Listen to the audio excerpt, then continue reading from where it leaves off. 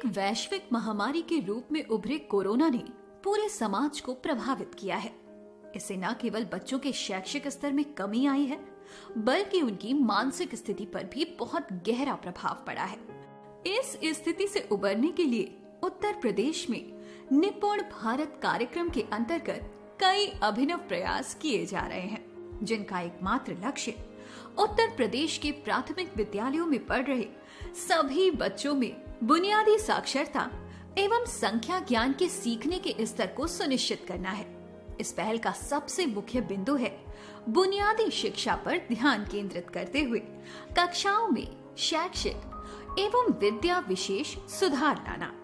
कक्षा 1 से 3 तक के सभी बच्चों को वर्ष 2025-26 तक बुनियादी शिक्षा में सफल बनाने के लिए निपुण लक्ष्य निर्धारित किया गया है।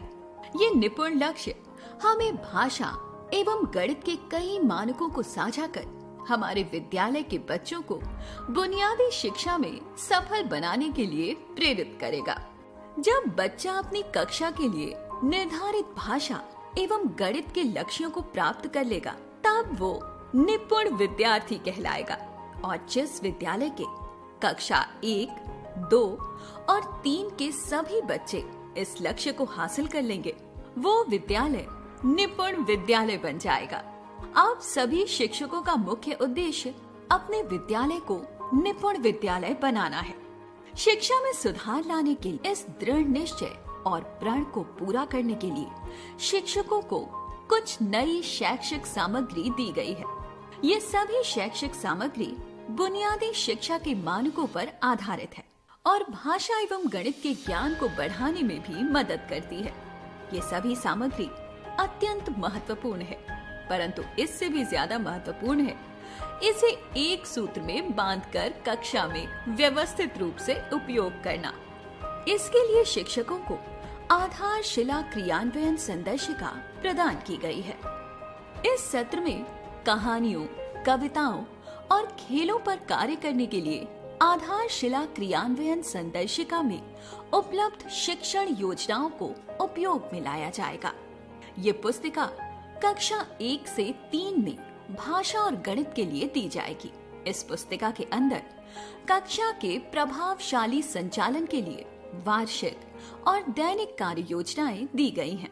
ये शिक्षण योजनाएं निपुण दक्षताओं पर आधारित होंगी और आपकी शिक्षण प्रक्रिया को मजबूत करेंगी एवं बच्चे इसमें दी गई गतिविधियों में सक्रिय रूप से हिस्सा ले पाएंगे। इसके अंदर प्रतिदिन होने वाली सभी गतिविधियों को किस अवधि के लिए करना है, इसका विस्तार पूर्वक वर्णन किया गया है।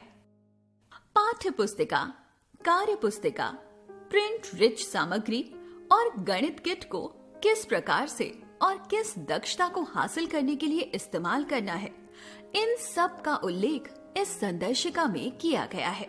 शिक्षण चक्र एवं संदर्शिका का उपयोग करते हुए भाषा और गणित को प्रभावी रूप से पढ़ाने के बारे में विस्तार से समझने के लिए अगले वीडियो की सहायता लें। संदर्शिका की सहायता लेते हुए व्यवस्थित रूप से शिक्षण कार्य करने और योजनाएं बनाने के लिए शिक्षकों को एक शिक्षक डायरी भी दी गई है। इस डायरी को सुव्यवस्थित करना आवश्यक है। हमारे विद्यालयों में कक्षा की दीवारों पर निपुण सूची चस्पा होगी।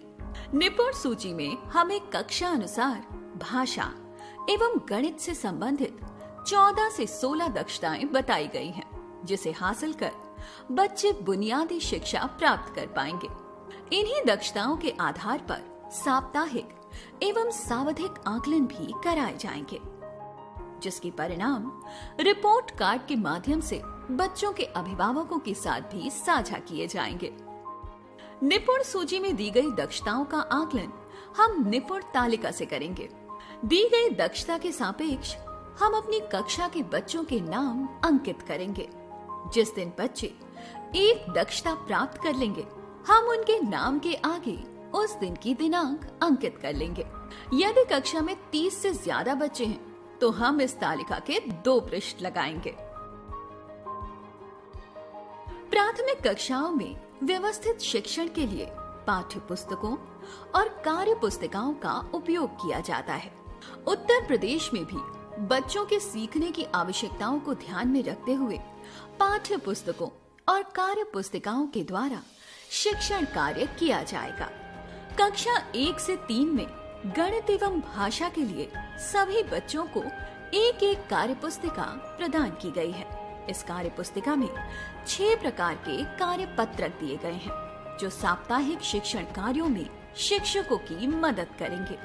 इसके अलावा निपुण लक्ष्य ऐप और गूगल रीड अलोंग ऐप के द्वारा शिक्षक निपुण दक्षताओं पर अपने छात्रों की स्थिति जान सकते हैं। जैसे जैसे बच्चे इन ऐप के द्वारा अभ्यास करते हैं वो निपुण बनने की दिशा में आगे बढ़ते जाते हैं। इसके अलावा कुछ और TLM यानी टीचर्स लर्निंग मटेरियल भी विभाग द्वारा आपसे साझा किया जा रहा है। सबसे पहले हम अपनी कक्षाओं को प्रिंट रिच समृद्ध कक्षाओं में बदलेंगे। इस संबंध में आपको कक्षा 1 से 3 के लिए भाषा एवं गणित से संबंधित पोस्टर्स और चार्ट्स दिए गए हैं। इस प्रिंट रिच सामग्री में से कुछ सामग्री आप कक्षा की दीवारों पर चस्पा करेंगे और कुछ सामग्री से बच्चों के साथ खेल और गतिविधियां करेंगे।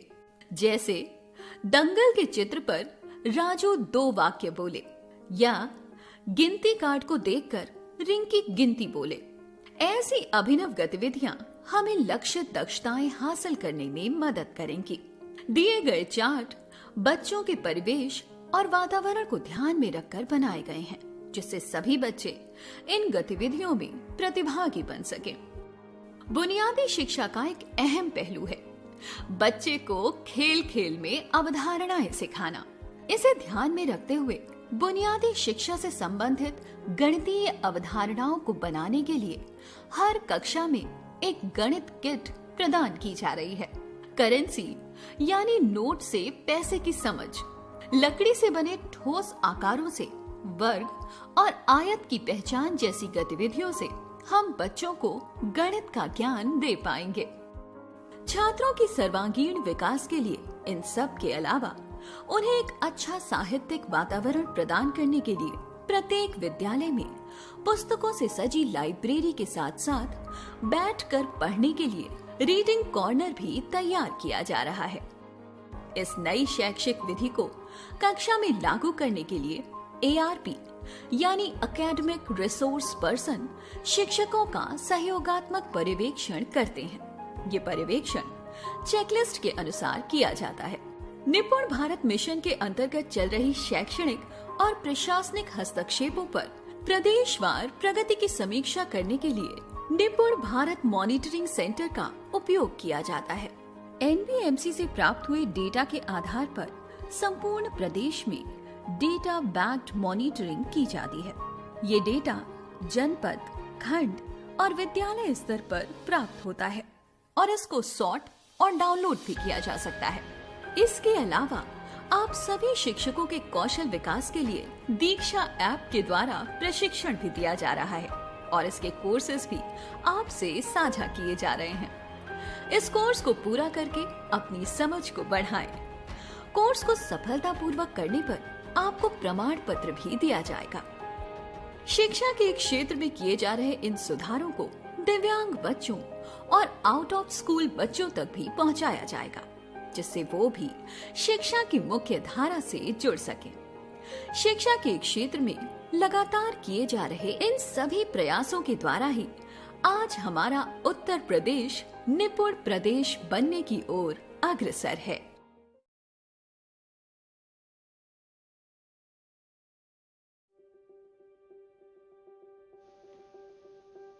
नमस्ते, मैं उत्तर प्रदेश के प्राथमिक विद्यालय में शिक्षक हूं और मैं निपुण भारत के अंतर्गत बुनियादी भाषा और गणित पढ़ाता हूं। हम शिक्षकों को एक निपुण किट प्रदान की गई है और ये किट मेरे बहुत से काम आसान कर देती है। मैं इसकी मदद से शिक्षण योजना की अच्छी तैयारी कर पाता हूं, नए रोचक तरीके अपनाता हूं बच्चों को पढ़ाने के लिए और अपना वक्त बचाता हूं।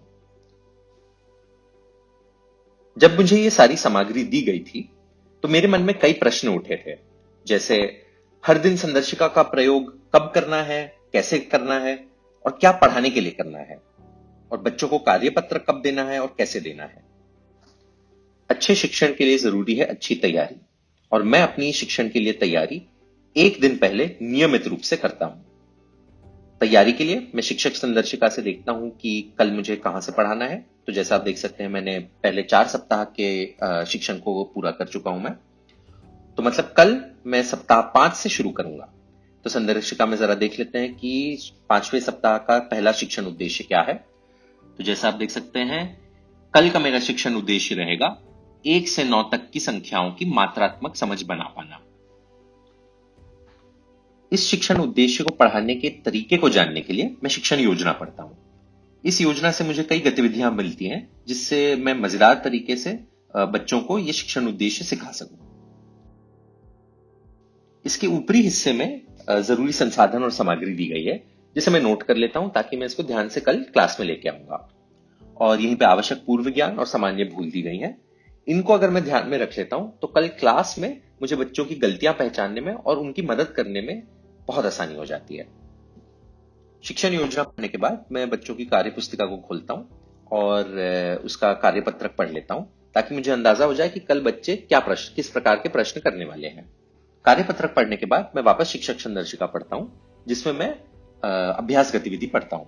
ध्यान रहे कि एक पेज में 3 अभ्यास गतिविधि दी गई है, तो जो उनसे संबंधित हो उसी को मैं अच्छे से पढ़ लेता हूं, और अगर उसके लिए कुछ अधिक सामग्री की जरूरत पड़ सकती है तो उसको भी नोट कर लेता हूं कल क्लास में लाने के लिए। तो इस प्रकार से मेरी तैयारी अब पूरी हो गई। मैं अधिकतर स्कूल सवेरे जल्दी पहुंच जाता हूं और ध्यान रखता हूं कि मैं अपने भाषा और गणित दोनों की संदर्शिका लेकर आया हूं। सुबह की प्रार्थना के बाद मेरा दिनचर्या शुरू। पहले 3 कालांशों में मैं भाषा पढ़ाता हूं और अगले 3 कालांशों में गणित। इस वीडियो में मैं आपको गणित के 3 कालांशों में मैं संदर्शिका का उपयोग कब और कैसे करता हूं, यह बताने वाला हूं। गणित के पहले कालांश की शुरुआत में हमेशा शिक्षण उद्देश्य को स्पष्ट तरीके से बताकर करता हूं। बच्चों, इसके पहले हम लोगों ने 1 से लेकर के 5 तक की संख्याओं को लिखना पढ़ना जाना है, ठीक है। आज हम लोग 1 से लेकर के 9 तक की संख्याओं को पढ़ना और लिखना जानेंगे। सबको इसलिए तैयार है? वेरी गुड, ठीक है। सबसे पहले मैं करूं गतिविधि, जिससे बच्चों का अवधारणा से शुरुआती परिचय हो जाता है। यह परिचय कराने के लिए मैं कुछ ठोस वस्तुओं का इस्तेमाल करता हूं और अवधारणा को बच्चों के सामने करके दिखाता हूं। ये 3, ये 4, ये 5, ये 6, ये 7, ये 8 और ये 9। समझ गए? इतना जब होगा तब उसको कहेंगे 9, है ना। 1, 2, 3, 4, 5, 6, 7, 8, 9, है ना। इतनी जब चीजें होती हैं तो उसको कहेंगे 9। बच्चों, अभी हमने करके दिखाया ना, 1 से लेकर 9 तक गिन करके दिखाया। अब आप लोग करिएगा। अच्छा, अब हम जो बताएंगे, है ना, उतनी चीजें आप लोग निकाल करके साइड में रखिएगा अपने, है ना। ठीक है, चलिए। 4,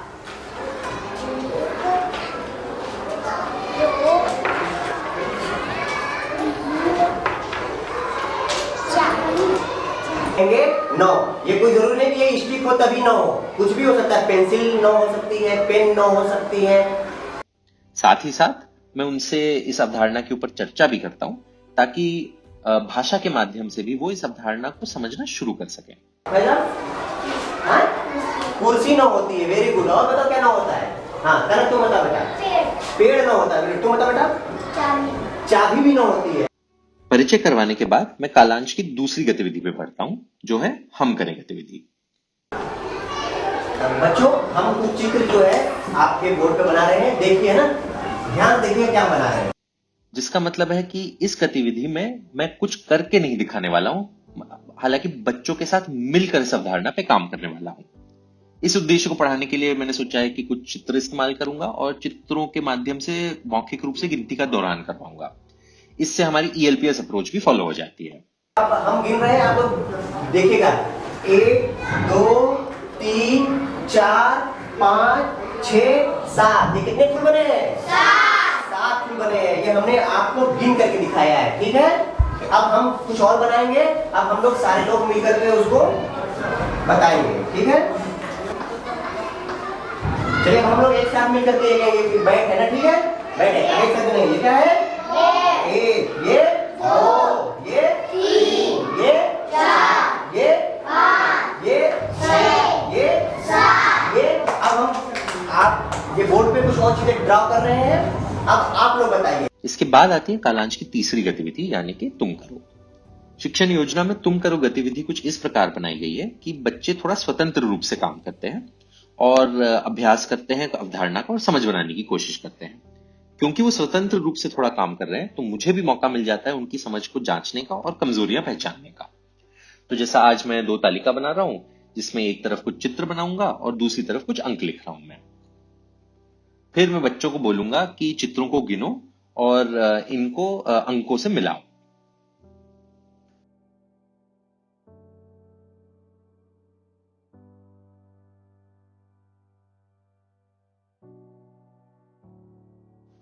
इस गतिविधि में बच्चों को चित्रों को गिनना है, उसके बाद अंक पहचानने हैं और फिर उसके बाद सही गिनती को सही अंक से जोड़ना है।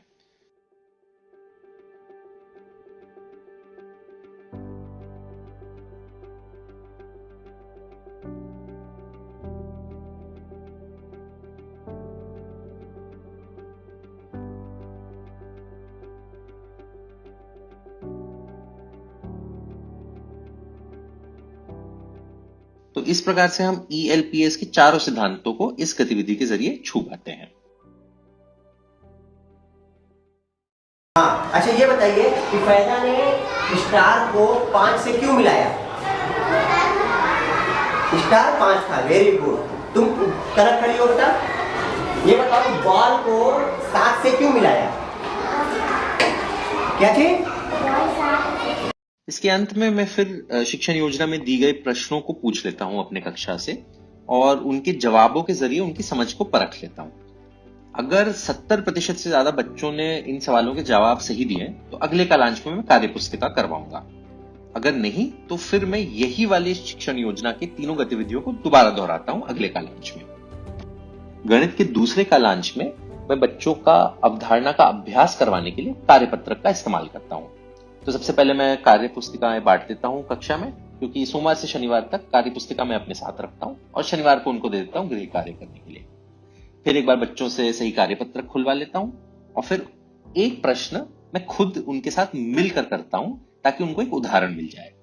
और हाँ, अगर अभ्यास पुस्तिका में कोई चित्र बहुत कठिन होती है ब्लैक बोर्ड पे बनाने के लिए तो मैं उसको आसान बनाकर दूसरा कोई चित्र बना देता हूं।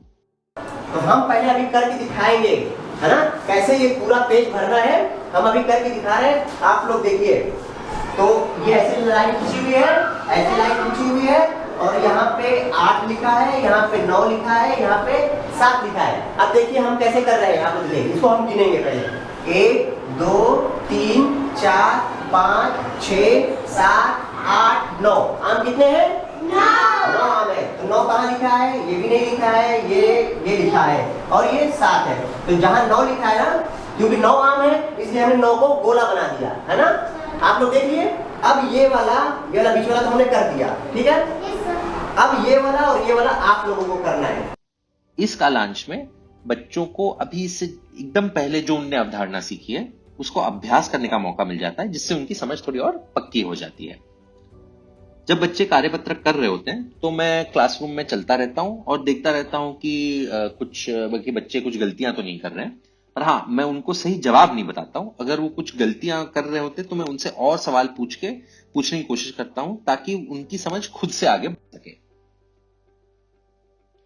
कालांश के अंत में मैं सारी कार्य पुस्तिकाएं वापस ले लेता हूं, उनको रख लेता हूं जांच करने के लिए।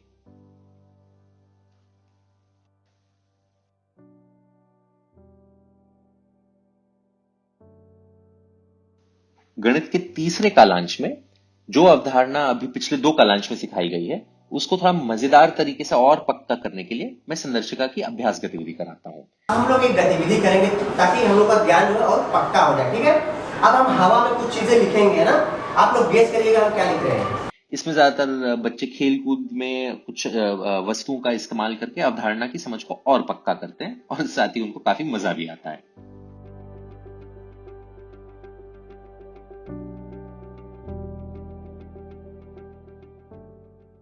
एक बार जब तीसरा भी कालांश खत्म हो गया, दिनचर्या मेरा अभी तक खत्म नहीं हुआ है, क्योंकि अब मैं बैठ के अगले दिन की तैयारी करता हूं, जो मैंने आपको शुरुआत में बताई थी, संदर्शिका और कार्यपत्रक को पढ़कर।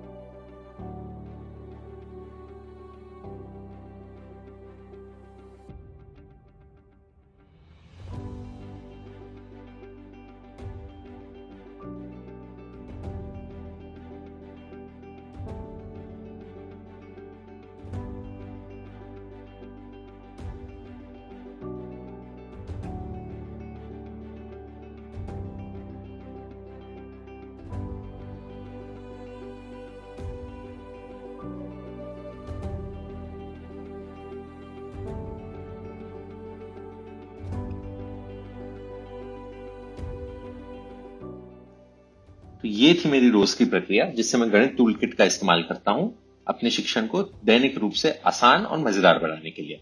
इसके 4 कदम है। सबसे पहला, एक दिन पूर्व की बैठ के तैयारी, फिर दिन के 3 कालांश की पढ़ाई और फिर अगले दिन के लिए तैयारी। एक दिन पहले मैं शिक्षक संदर्शिका और कार्य पुस्तिका को अच्छे से पढ़ लेता हूं, जिसमें दी गई पाठ योजना, अभ्यास गतिविधि और कार्यपत्रक पढ़ लेता हूं और नोट कर लेता हूं कि आवश्यक सामग्री क्या होगी, ताकि मैं कल इसको क्लास में लेके आऊं। पहली कालांश की शुरुआत में मैं संदर्शिका में दी गई पाठ योजना करवाता हूं, जिसमें सबसे पहले मैं शिक्षण उद्देश्य बता देता हूं, फिर उसके बाद जो 3 गतिविधियां हैं, मैं करूं, हम करें, तुम करो, वो करवाता हूं। अगर 70% से ज्यादा बच्चों ने अवधारणा पकड़ लिए तो अगले कालांश में मैं उनका अभ्यास करवाता हूं कार्यपुस्तिका के माध्यम से। तो मैं दी गई कार्यपुस्तिका बांटता हूं, कार्यपत्रक खुलवाता हूं, एक उदाहरण खुद से ब्लैक बोर्ड पे करके बताता हूं और फिर उसके बाद बच्चे स्वतंत्र रूप से कार्यपत्रक करते हैं। तीसरे कालांश में संदर्शिका में दी गई अभ्यास गतिविधि कराता हूं, जिससे बच्चे जो सीखी गई अवधारणा है उसको थोड़ा मजेदार तरीके से अपनी समझ को पक्की बना पाए। दिन के अंत में दोबारा कल के लिए तैयारी शुरू हो जाती है, यानी कि पाठ योजना, अभ्यास गतिविधि, कार्यपत्रक पढ़ना और सामग्री नोट कर लेना। उम्मीद है आपको मेरी प्रक्रिया पसंद आई और आप भी इसी प्रकार की कुछ प्रक्रिया इस्तेमाल करेंगे, ताकि आप भी जो गणित की संदर्शिका और कार्यपुस्तिका है उसका भरपूर इस्तेमाल कर पाए। धन्यवाद।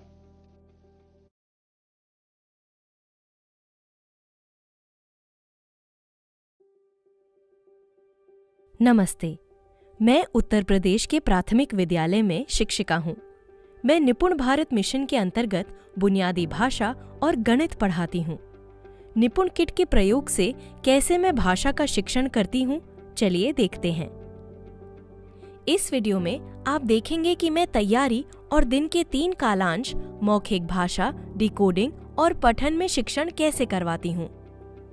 अच्छे शिक्षण के लिए जरूरी है अच्छी तैयारी, और मैं अपनी तैयारी एक दिन पहले नियमित रूप से करती हूँ।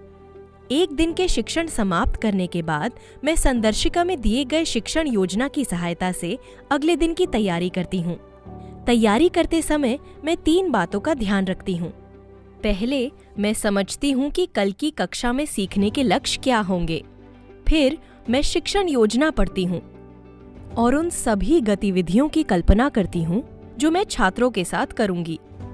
अंत में मैं शिक्षण के लिए आवश्यक सभी सामग्रियों को एकत्र करती हूँ या बनाती हूँ। मैं शिक्षक संदर्शिका में सबसे पहले ट्रैकर देखती हूँ। ट्रैकर से मुझे पता चलता है कि अभी तक मैंने क्या क्या पढ़ाया है और कल मुझे क्या पढ़ाना है। जैसा आप देख सकते हैं, मैंने सप्ताह 6 दिवस 1 तक का शिक्षण पूरा कर लिया है, तो कल मैं सप्ताह 6 दिवस 2 के पाठ योजनाओं की मदद से पढ़ाऊंगी। भाषा के दैनिक शिक्षण को 3 कालांशों में बांटा गया है। चलिए देखते हैं कि तीनों कालांशों में क्या क्या कार्य किया जाएगा। पहला कालांश यानी कि मौखिक भाषा में मैं चित्र के बारे में अपनी भाषा में सरल बातचीत करवाऊंगी। दूसरे कालांश यानी कि डिकोडिंग में मैं वर्ण पहचान पे काम करवाऊंगी। तीसरा यानी कि पठन में मैं साझा पठन और लोगोग्राफिक पठन करवाऊंगी। संदर्शिका में हर एक दक्षता के ऊपर काम करने के लिए गतिविधियां दी गई हैं।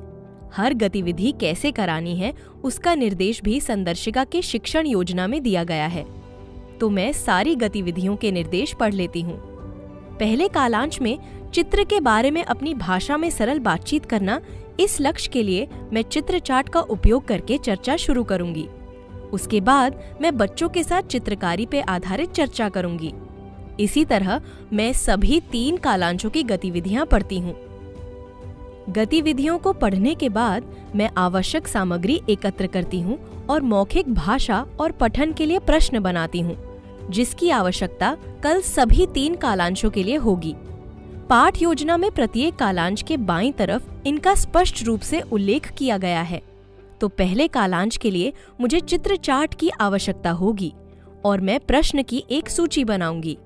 कालांश 2 के लिए मुझे कार्य पुस्तिका, पाठ्य पुस्तिका और ब से शुरू होने वाले शब्दों की सूची चाहिए।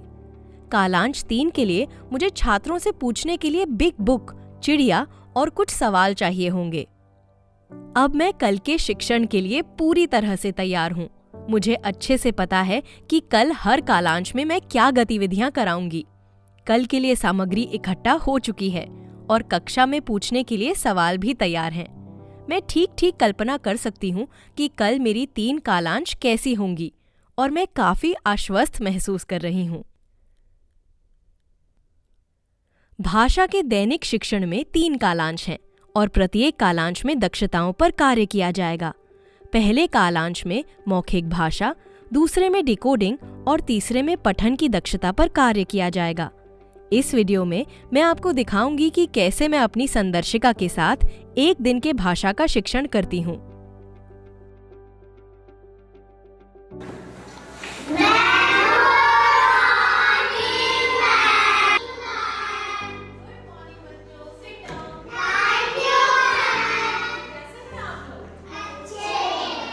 भाषा का पहला कालांश मौखिक भाषा विकास के लिए है। इस कालांश में मैं TLM या कहानी के उपयोग से चर्चा प्रारंभ करती हूँ। उसके बाद मैं बच्चों के साथ चर्चा से संबंधित कुछ सवाल जवाब करती हूँ और अंत में छात्र आपस में चर्चा करते हैं।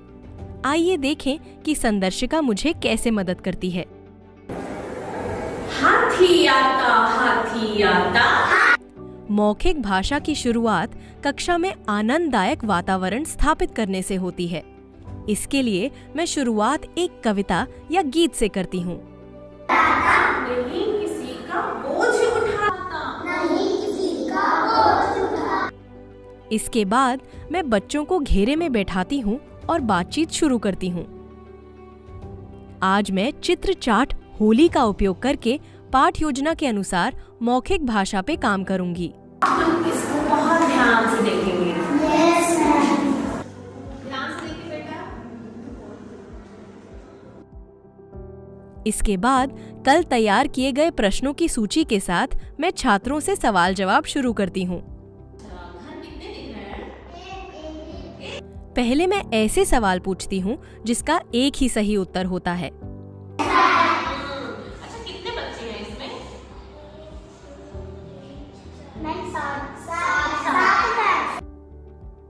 और उसके बाद ऐसे सवाल पूछती हूँ जिसके एक से अधिक सही उत्तर होते हैं। आप बताइए, आप क्या करते हैं होली से पहले? कैसे तैयारी करते हैं? होली का त्योहार है, मनाना है, तो क्या क्या लाएंगे आप? बहुत बढ़िया। और प्रत्येक प्रश्न के लिए मैं 3-4 छात्रों से उत्तर पूछती हूँ। नहाएंगे, फिर घर में सबके गले मिलेंगे, फिर दूसरों के घरे अपने दोस्त के जाएंगे, फिर गले मिलेंगे। ऐसे ही खूब सारे सवाल जवाब के द्वारा मैं कोशिश करती हूँ सारे बच्चों को बोलने का मौका मिले। इसके बाद मैं संदर्शिका अनुसार छात्रों से नोटबुक में होली से संबंधित कुछ बनाने के लिए कहती हूँ। ठीक है, तो अब हम लोग क्या करेंगे? सब लोग अपनी अपनी कॉपी पे चित्र बनाएंगे होली से रिलेटेड, ठीक है?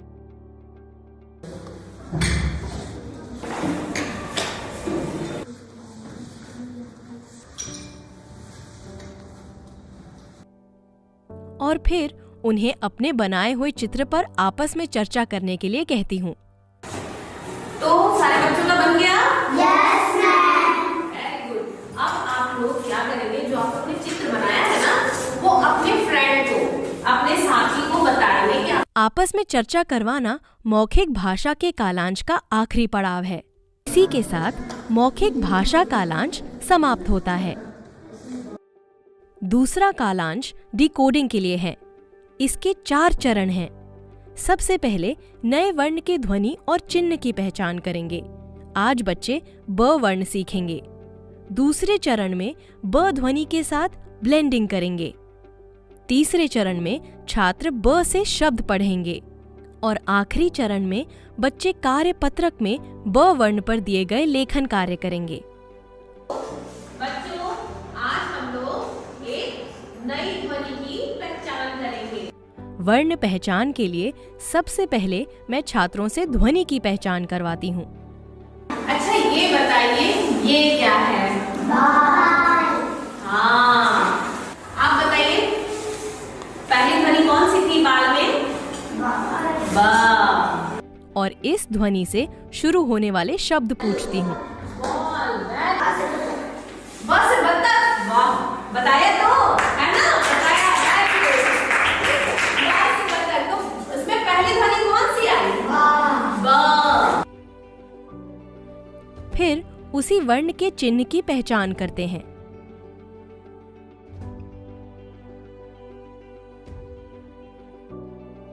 क्या है? और इसको जो है हम लोग ऐसे बनाते हैं। फिर इस चिन्ह की पहचान बोर्ड पर लिखे कुछ शब्दों में से करवाती हूँ। मैं बच्चों को एक एक करके सामने आके ब पर घेरा लगवाती हूँ। अरे वाह। अब ये बताइए, आपके क्लासरूम में ब कहाँ है? फिर बच्चे ब चिन्ह को कक्षा की दीवारों में चित्र चार्ट या अपनी किताबों में ढूंढते हैं। इसके बाद ब्लेंडिंग करते हैं। ब्लेंडिंग में आज की ध्वनि को पहले सीखे गए ध्वनियों के साथ मिलवाती हूँ। कोई और वर्ड हम लोग मिलाएंगे जिससे कि एक नया शब्द बन जाएगा। जैसे ब, स, और ल। क्या हो गया? कई बार ब्लेंडिंग का अभ्यास करवाती हूँ। और न। तो ब, ट, न। क्या पढ़ेंगे? Very good, button. इसके बाद मैं शब्द पठन करवाती हूँ।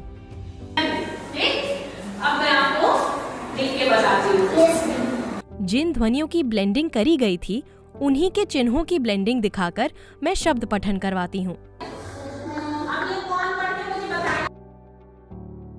मैं सारे बच्चों को शब्द पढ़ने का मौका देती हूँ। आपके लिए जब दोनों को एक साथ लिख देंगे तो इसे क्या पढ़ेंगे? बल। Very good, clap. और उसके बाद लेखन कार्य करवाती हूँ। अब मैं आप लोगों को वर्कबुक दूंगी। लेखन के लिए छात्रों को डिकोडिंग संबंधित कार्यपत्रक खोलने के लिए बोलती हूँ। ब वर्ड पर गोला बनाएं। ठीक है, सब पेंसिल निकालिए। हाँ, जो इसमें ब वर्ण जहाँ जहाँ दिख रहा है उसको क्या करेंगे? हाँ। सवाल समझने के बाद उन्हें करने के लिए कहती हूँ। गोला बनाना है। हाँ, सब लोग ढूंढ के खोजते हैं। सुंदर सुंदर।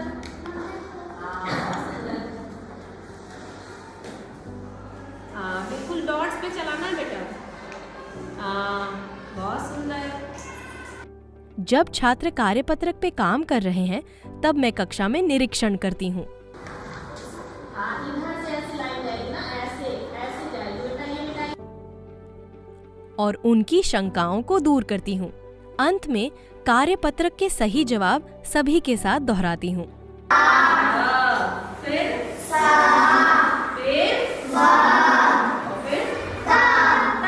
Very good, clapping. और इसी के साथ डिकोडिंग कालांश समाप्त होता है। भाषा का तीसरा कालांश पठन के लिए निर्धारित है। मैं 4 चरणों में कराती हूँ। पहले मैं बिग बुक से एक कहानी पढ़ के सुनाती हूँ। इसके बाद कहानी में आए नए शब्द का अर्थ समझाती हूँ। उसके बाद 2 बार साझा पठन करवाती हूँ और अंत में बच्चों के साथ बिग बुक की कहानी पे चर्चा करती हूँ। ठीक है, अब हम लोग कहानी सुनेंगे। कहानी किसको पसंद है? बिग बुक पठन के लिए मैं बच्चों को घेरे में बिठाती हूँ और उन्हें उसका पहला पृष्ठ दिखाती हूँ। ये हमारी बिग बुक है। कौन सी बुक है? Big book. हाँ, और इसमें चित्र दिख रहे हैं आपको? चित्र दिख रहे हैं? इसमें क्या क्या दिख रहा है? मैं शीर्षक और चित्र पर बच्चों के साथ चर्चा करती हूँ। चिड़िया है, तो ये कहानी किसकी किसकी हो सकती है? हाँ, चिड़िया की, बिल्ली और चिड़िया की कहानी है। तो हम लोग पढ़े? और फिर हर पृष्ठ पर बने चित्र को दिखाते हुए पढ़ाना शुरू करती हूँ। एक चिड़िया तालाब में पानी पी। कहानी पढ़ते समय मैं हर शब्द पर उंगली रखते हुए पढ़ती हूँ और बच्चों को सुनने के साथ ही चित्र पर ध्यान दिलवाती हूँ। और फिर क्या हुआ? वो तो उड़ से उड़ गई। इसके बाद नए शब्द चिन्हित करती हूँ। तालाब, तालाब सुना? समय, समय, बिल्ली। और इन्हें बोर्ड पर लिख देती हूँ। बच्चे जब सारे शब्दों से परिचित हो जाते हैं तो मैं और मेरे बच्चे मिलकर वह कहानी पढ़ते हैं। अभी है साझा पठन। तो एक बार हम लोग फिर से स्टोरी पढ़ेंगे, ठीक है? अब आप लोग मेरे पीछे पीछे रिपीट भी करेंगे, मेरे पीछे पीछे दोहराएंगे, ठीक है? एक चिड़िया। पढ़ते समय मैं हर पृष्ठ पर चर्चा करवाती हूँ। जब आप भी अपने आसपास जब अगर गड्ढे में या पानी में गिरे होंगे तो अपने आसपास किसी को देखेंगे तो क्या क्या कहेंगे?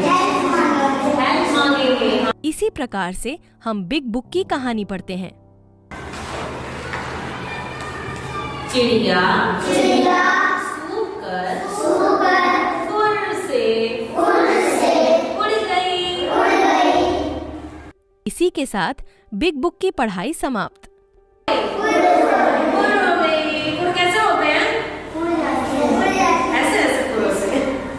तो कहानी कैसी लगी? अच्छी लगी कहानी? इसके बाद है नए शब्द सीखना। अब आप लोग इन कठिन शब्दों को मेरे साथ बोलेंगे, ठीक है? बिल्ली। बोर्ड पर लिखे नए शब्दों को हम एक एक करके पढ़ते हैं। पहले मैं पढ़ती हूँ और मेरे बाद बच्चे। सूख और फुर। इसके बाद मैं एक एक बच्चे को बोर्ड के पास बुलाकर शब्द पढ़वाती हूँ और अपने साथियों को बताने के लिए कहती हूँ।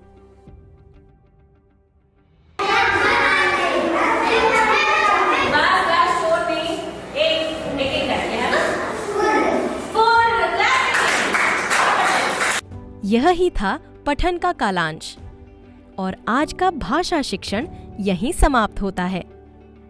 तो इस तरह शिक्षक संदर्शिका की मदद से मैं दैनिक भाषा शिक्षण के लिए तैयारी और दिन के 3 कालांश मौखिक भाषा विकास, डिकोडिंग और पठन में आकर्षक गतिविधियां करती हूँ। तैयारी के लिए ट्रैकर देखती हूँ कि अगली योजना कौन सी करवानी है। पाठ योजना से मैं तीनों कालांशों का शिक्षण उद्देश्य और इन उद्देश्यों को प्राप्त करने के लिए गतिविधियों का संज्ञान लेती हूँ और कल के लिए आवश्यक तैयारी की सामग्रियों को एकत्र कर लेती हूँ।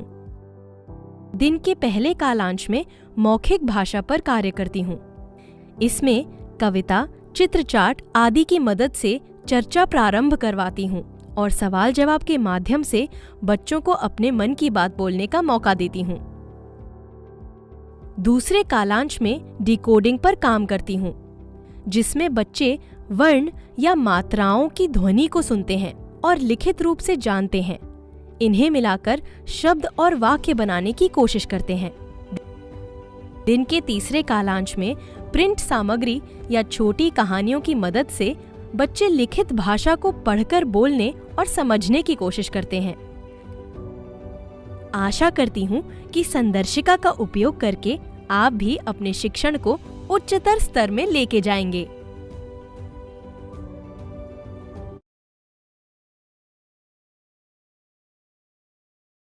इस वीडियो में हम निपुण भारत की साप्ताहिक योजना को जानेंगे।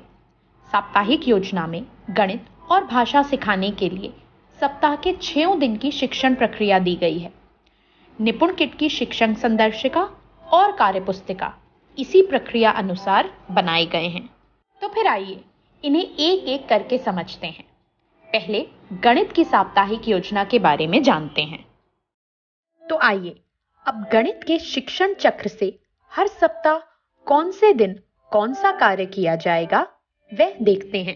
सप्ताह के पहले 4 दिवस में बच्चों को नए उद्देश्य सिखाए जाएंगे। फिर 5वें दिन में हम इस सप्ताह में सिखाए गए उद्देश्यों का समेकन और आकलन करेंगे। 6ठे दिन हम आकलन में बच्चों के प्रदर्शन अनुसार उनकी गलतियों को सुधारेंगे और उद्देश्यों की पुनरावृत्ति करवाएंगे। अब कालांश दर कालांश की प्रक्रिया और संसाधन को जानते हैं। पहले देखते हैं 4 दिवस की प्रक्रिया को कैसे बांटा गया है। पहले कालांश में शिक्षण योजना की मदद से बच्चों को एक नया उद्देश्य सिखाया जाएगा। अगले कालांश में सीखे गए उद्देश्य के अभ्यास के लिए छात्र पुस्तिका में अभ्यास कार्यपत्रक करवाया जाएगा। तीसरे कालांश में उद्देश्य मजबूत करने के लिए संदर्शिका से अभ्यास गतिविधि भी करानी होगी। ऐसे हम पहुंच गए 5वें दिवस की ओर। 5वें दिन का प्रारंभ सप्ताह में सीखे गए उद्देश्यों के समेकन के साथ करवाना होगा। दूसरे कालांश को रिक्त रखा गया है, जिसका प्रयोग आप आवश्यकता अनुसार कर सकते हैं। तीसरे कालांश में कार्यपुस्तिका से मैंने सीख लिया कार्यपत्रक करवाएं। इस कार्यपत्रक में प्रदर्शन अनुसार बच्चों को 2 समूह में बांटा जाएगा। पहला समूह जिसने उद्देश्यों को सीखकर अपनी समझ पक्की कर ली हो और दूसरा जिसे अभी मदद की आवश्यकता हो। सप्ताह का 6ठा और आखिरी दिन। 6ठे दिन के पहले कालांश में पहले समूह को साप्ताहिक अभ्यास करने के लिए दिखाएं और दूसरे समूह के साथ गलतियां सुधारने के लिए रेमेडियल कार्य करें। इस दिन भी आवश्यकता अनुसार आप रिक्त कालांश का उपयोग कर सकते हैं। दिन के अंत में दोनों समूह से साप्ताहिक पुनरावृत्ति कार्यपत्रक करवाएं और गृह कार्य कार्यपत्रक को घर पर करने के लिए प्रेरित करें। तो ये थी गणित की साप्ताहिक योजना। पहले 4 दिवस में नए उद्देश्य सिखाना, 5वें दिन समीकरण और आकलन करवाना और 6ठे दिन में रेमेडियल और पुनरावृत्ति करवाना। साप्ताहिक योजना की सारी जानकारी आपको शिक्षक संदर्शिका में मिल जाएगी।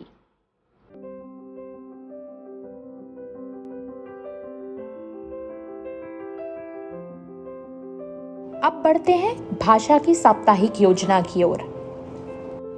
भाषा की साप्ताहिक योजना। अब भाषा के शिक्षण चक्र से हर सप्ताह कौन से दिन कौन सा कार्य किया जाएगा वह देखते हैं।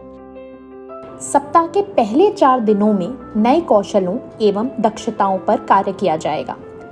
5वें दिवस पर सप्ताह में सिखाई गई दक्षताएं जैसे वर्ण, मात्रा पहचान, शब्द वाक्य पठन पर पूरी कक्षा के साथ पुनरावृत्ति करी जाएगी। 6ठे दिन पर सप्ताह की दक्षताओं का आकलन और उसके आधार पर रेमेडियल कार्य किया जाएगा। पहले 4 दिवस की प्रक्रिया आपके सामने है। पहले कालांश में लक्षित दक्षताओं एवं शिक्षण उद्देश्य प्राप्त करने के लिए शिक्षण योजना के अनुसार कार्य करवाना होगा। दूसरे कालांश में शिक्षण योजना सहित कार्यपुस्तिका पर कार्य करवाएंगे और तीसरे कालांश में शिक्षण योजना अनुसार कार्य करवाया जाएगा। सप्ताह के 5वें दिन में पहले और तीसरे कालांश में शिक्षण योजना अनुसार कार्य करवाया जाएगा। दूसरे कालांश में सप्ताह की दक्षताओं की पुनरावृत्ति के लिए शिक्षण योजना सहित पुनरावृत्ति कार्यपत्रक पर कार्य करवाया जाएगा। सप्ताह के 6ठे दिन पहले कालांश में शिक्षण अनुसार कार्य करवाना होगा। दूसरे कालांश में कार्यपुस्तिका से मैंने सीख लिया कार्यपत्रक के माध्यम से आकलन करेंगे और आकलन अनुसार बच्चों की गलतियां सुधारें। आकलन और रेमेडियल के लिए तीसरे कालांश का भी उपयोग किया जा सकता है। सप्ताह का अंत बच्चों को गृह कार्य पाठ करने के निर्देश के साथ करें। तो ये थी भाषा की साप्ताहिक योजना। पहले 4 दिवस में नई दक्षताएं सीखें, 5वें दिन पुनरावृत्ति और 6ठे दिन आकलन और रेमेडियल। साप्ताहिक योजना की सारी जानकारी आपको संदर्शिका में मिल जाएगी।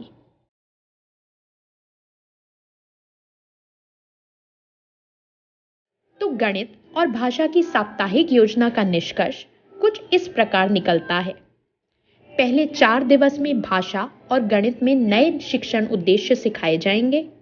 5वें दिन में गणित का आकलन और भाषा की पुनरावृत्ति की जाएगी।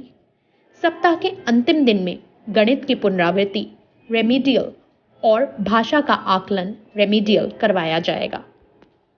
गणित के शिक्षण चक्र अनुसार सप्ताह के पहले 4 दिन 3 नए उद्देश्य सिखाए जाएंगे। फिर 5वें दिन में सिखाए गए उद्देश्यों का समेकन और आकलन होगा।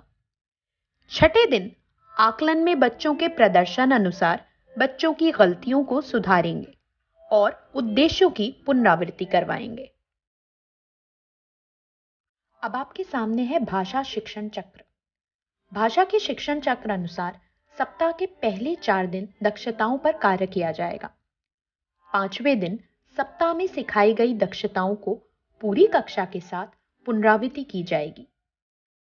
6ठे दिन पर सप्ताह की दक्षताओं का आकलन और उसके आधार पर रेमेडियल कार्य किया जाएगा। तो ये थी निपुण भारत की सप्ताह के 6 दिनों की प्रक्रिया, यानी कि साप्ताहिक योजना। धन्यवाद।